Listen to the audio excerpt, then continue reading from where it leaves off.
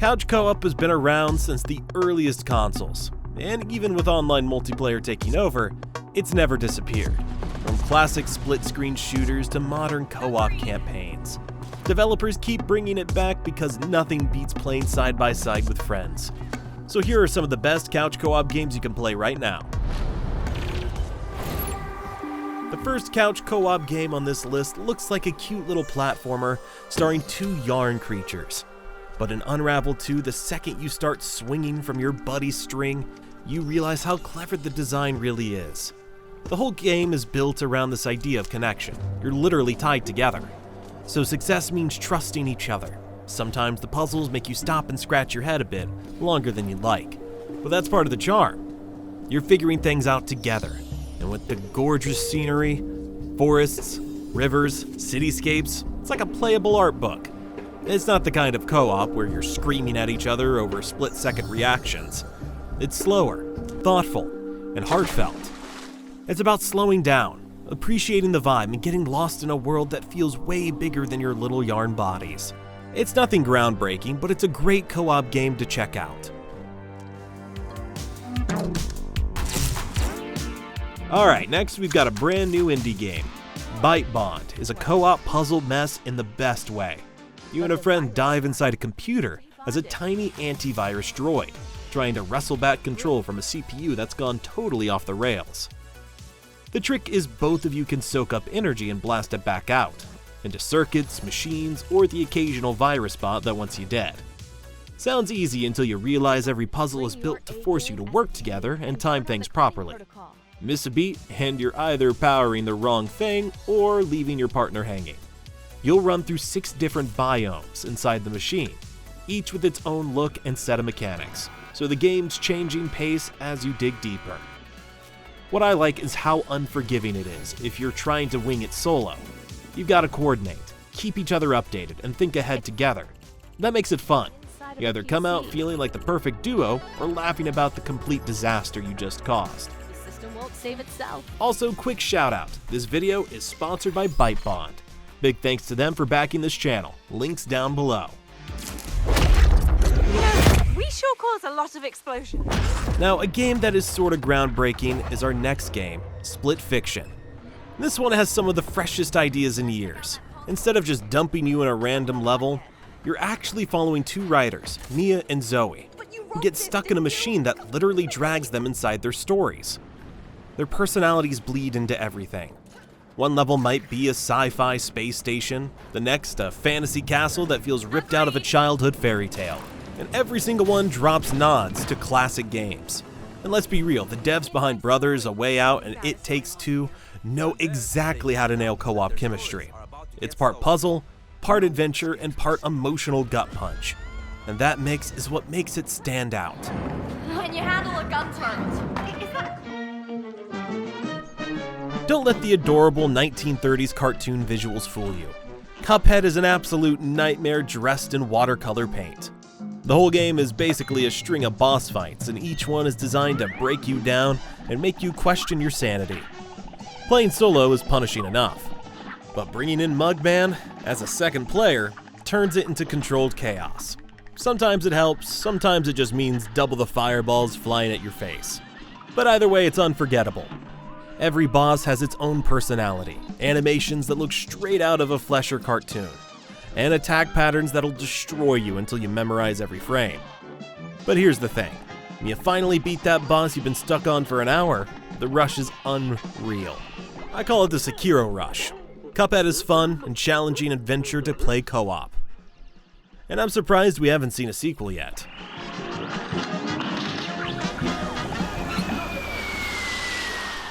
Worms has been one of the best co-op games for as long as I can remember.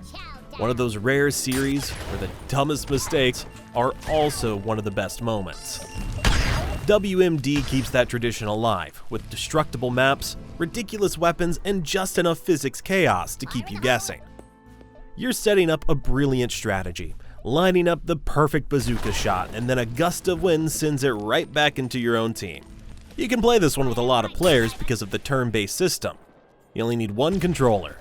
Worms is always a good time. The humor is baked into everything. The tiny voices, the absurd weapons, and the fact that you're commanding a squad of worms who act like hardened soldiers.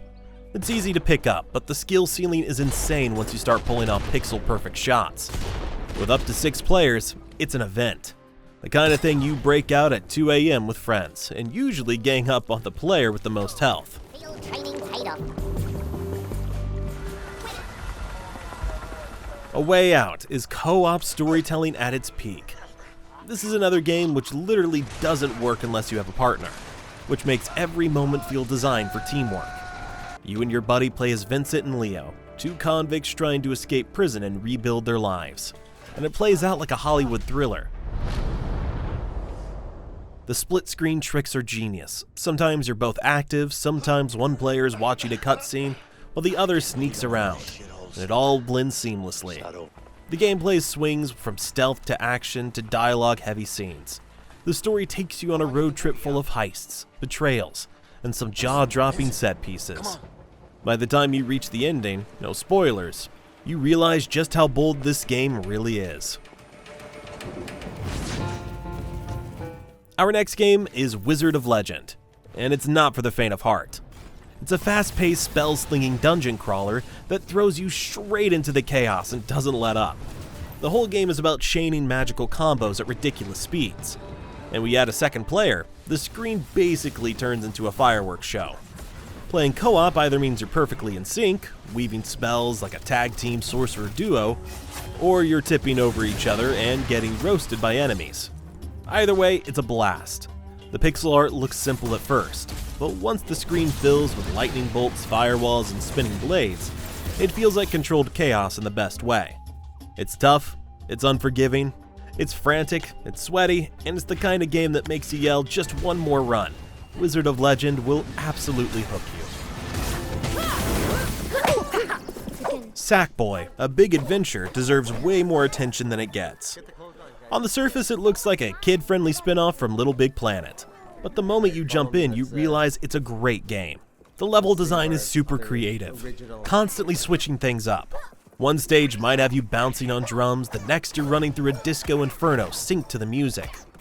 Playing solo is fun, but bringing in a friend, or 2, and the game becomes this hilarious mix of cooperation and sabotage. One second you're helping each other collect orbs, the next you're chucking your mate off a ledge just because you can. It feels like a PlayStation answer to Mario, and honestly, it holds on its own.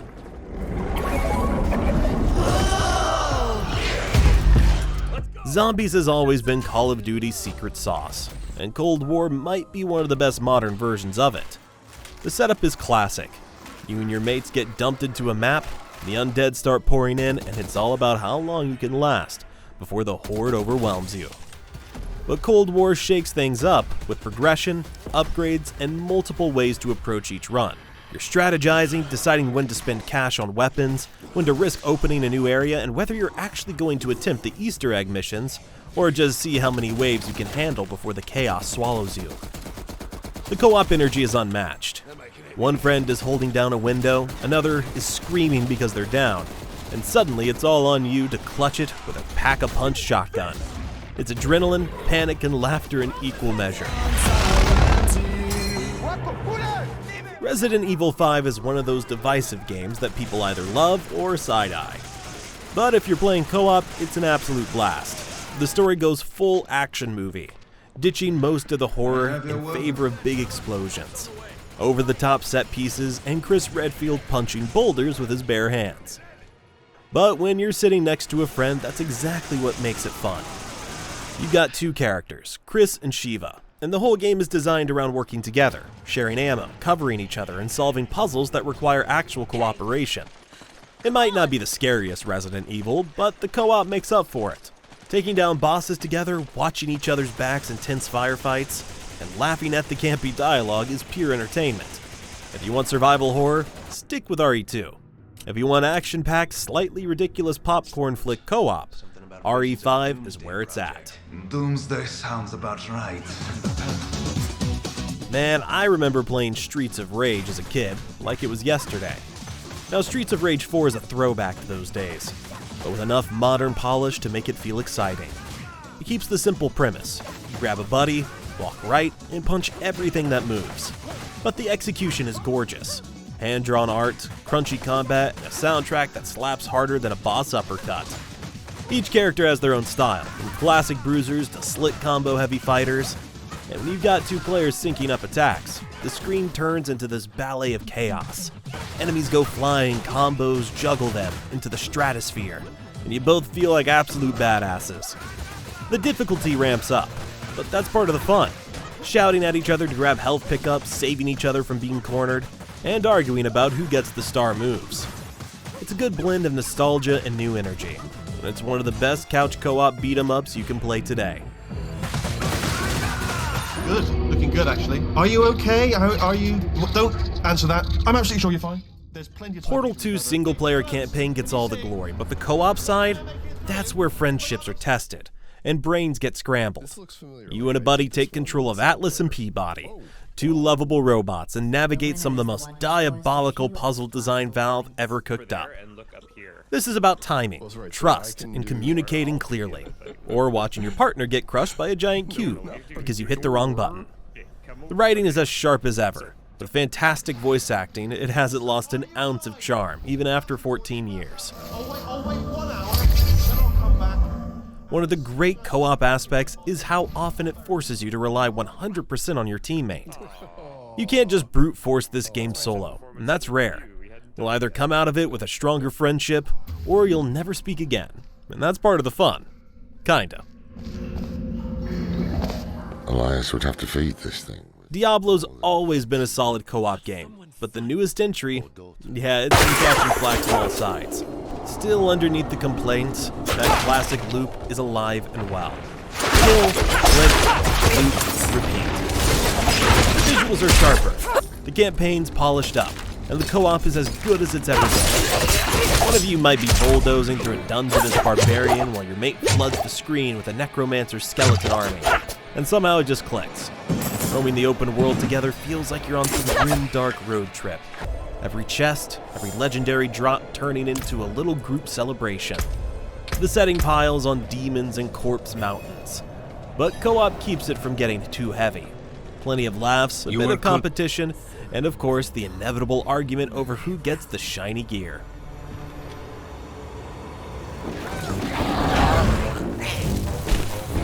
Rayman Legends is platforming bliss. Takes everything great about Rayman Origins and cranks it up higher.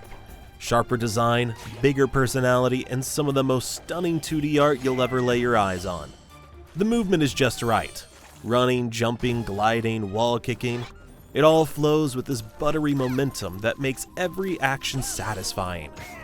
Each level has its own flavor, from whimsical forests to spooky castles, and then you hit the music stages. Absolutely genius. You're literally platforming in sync with tracks like Black Betty, every jump, punch, and bounce hitting perfectly with the beat. Co-op adds another layer of madness. Up to 4 players diving in at once turns tight platforming into total chaos. 1 second you're nailing perfect jumps, the next you're accidentally drop-kicking your mate into a pit. And that's the magic. Even failing is funny. It's playful, it's challenging, and it knows exactly when to get silly. And that's why it's one of the best co-op platformers ever made. Halo Master Chief Collection is basically a history lesson in first-person shooters, but it's also one of the best co-op packages you can get your hands on. Every mainline Halo campaign from Combat Evolved through Halo 4 is here, remastered and polished up, and almost all of them support co-op. That means you can relive legendary moments like storming the beach on Silent Cartographer, escaping the flood, or taking down scarabs with a friend at your side. The campaigns hold up shockingly well, and the nostalgia factor is off the charts, especially if you grew up playing Halo split screen. The collection comes with the full multiplayer suite, so once you're done reminiscing, you can jump online and relive the golden age of Halo multiplayer. Whether you're in it for the story, the PvP, or just reliving LAN party glory days, MCC is a co-op treasure chest that's only gotten better with updates. Smash Ultimate is less a game and more of a celebration of gaming history. Every fighter, every stage, every ridiculous crossover you could think of, it's all here. Whether you're a competitive player who knows frame data or someone who just spams Pikachu Thunder, Smash works because it's instantly fun. 4 players on a couch, all yelling as items fly, platforms collapse, and someone gets launched into orbit. That's peak party energy. But the game also has enough depth to keep you coming back solo, whether you're grinding out spirits or trying to climb online ranks. It's the ultimate easy-to-learn, hard-to-master fighter, and it doubles as a nostalgia trip every time a new DLC fighter drops. The roster is absurd. Mario versus Sephiroth versus Banjo versus Solid Snake? No other game does that. This one is a must-play for the Nintendo users out there.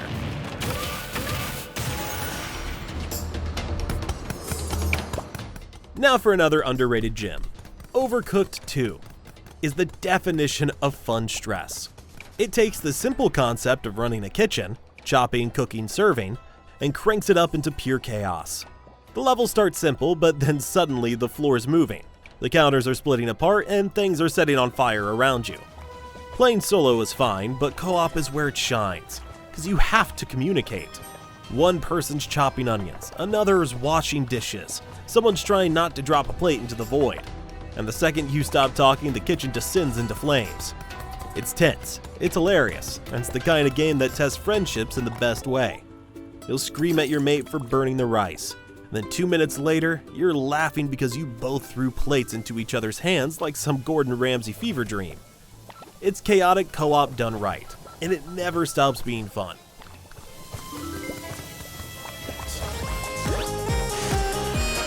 Mario Party Jamboree on Switch 2 takes the classic board game party to new heights. The Jamboree TV mode turns matches into live game show hosted by Toad, adding fresh energy and interaction. New game modes like tag team rules force players to work together, while Frenzy mode cranks up the pace with only 5 turns and intense competition. Bowser Live brings voice and motion controls, putting players directly in the action. The game uses the Switch 2's camera for real-time reactions and motion controls in select minigames, making the experience more immersive. Plus, you can share limited content with friends even if they don't own the game. With 20 new minigames and innovative modes, Mario Party Jamboree leverages the Switch 2 hardware to deliver a more dynamic, social, and fast-paced party game. As a side note, if this is your kind of content, hit subscribe. We break down the games worth your time every week. Why'd you look like a blob of clay? Wanna change back? Then you need to fix your relationship! It Takes Two is still the undisputed king of couch co-op, because it refuses to let you get bored for even 5 minutes. The setup sounds silly. A failing married couple gets turned into dolls by their kids' magic tears. But what could have been cheesy turns into one of the most innovative experiences ever.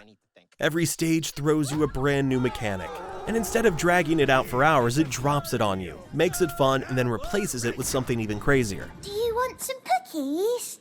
It's non-stop surprises. You're equal parts frustrated, laughing, and blown away at how creative the game gets. It's proof that co-op doesn't have to just be a side feature. It is the game. Alright folks, that's our list.